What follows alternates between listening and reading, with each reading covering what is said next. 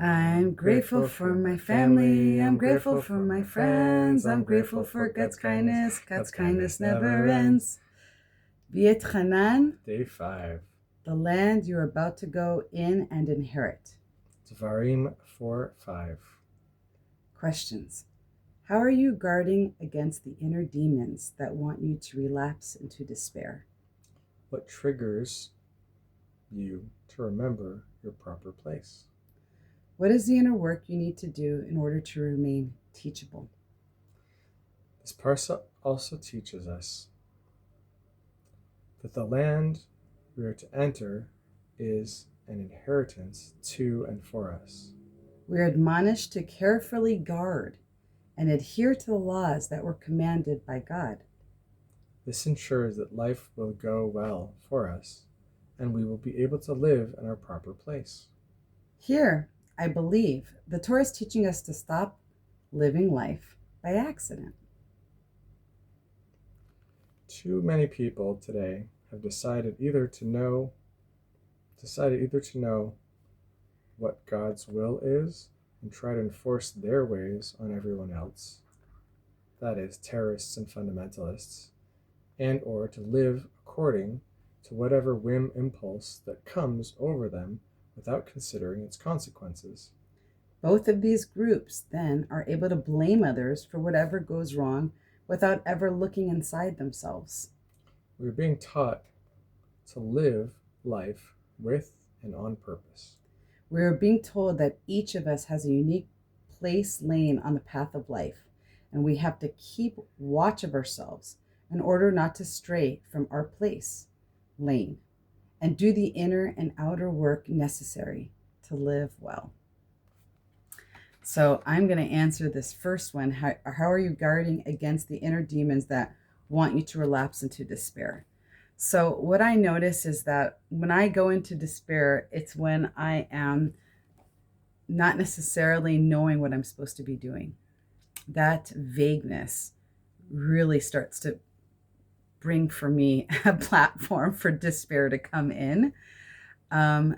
So what I'm noticing is the first thing that I do is I notice, this activity helps me feel like I am doing what I need to be doing and therefore helps me to feel close to God. If I don't know what I'm doing and I'm kind of don't have a plan, then unless the plan is I'm going into a space that I don't know and I understand that I'm not aware of what's happening and I don't know what I'm doing, but I'm going into this with awareness that I'm connected with God and God's going to show me the way. In that case, that's a different thing. But let's say I don't have a plan for the day, and if I don't figure out activities or already know activities that are good for me to be connected to God and to have service of this world, then I will most likely go into a place where despair starts to creep up and I start to feel bad about myself. Then I start to feel bad about what I'm doing. And then it just can kind of tumble from there. So that's something that I try very much to have things that I do if I don't have already clear plans like work or schedules that I need to attend. But if I don't have something specific, I try to do the things that I know is either being of service or connecting with God. How about you? What triggers you to remember your proper place?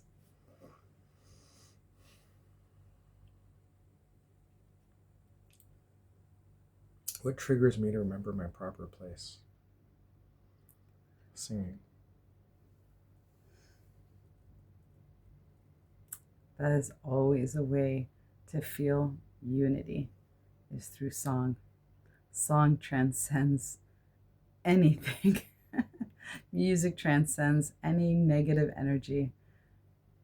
Yes, it's that simple. And what is the inner work you need to do in order to remain teachable? And I love that question. What is the inner work that I need to do in order for me to remain teachable? That I can, teachable is that I can be taught. And the way I also read teachable is that I can be able to teach. So, what are the certain inner works that I can do? And we have something that we have that's very special, the two-way prayer, which in the morning at 8:30, there's a two-way prayer, or 3:30 in the afternoon, where people come together and recognize the oneness of God, and then we ask God questions. We write to God for a certain period of time, and then we all share. And so then we are all sharing, and we are all witnessed in our share, in our connection to higher power, to the divine. Do you have anything to say about that? Yeah, taking pen to paper and writing an inventory, writing down what fears, resentments, and harms are sitting with me, what I need to surrender to Hashem. And those are the lessons today on Tisha B'Av. Very, very, very special to learn on this auspicious day.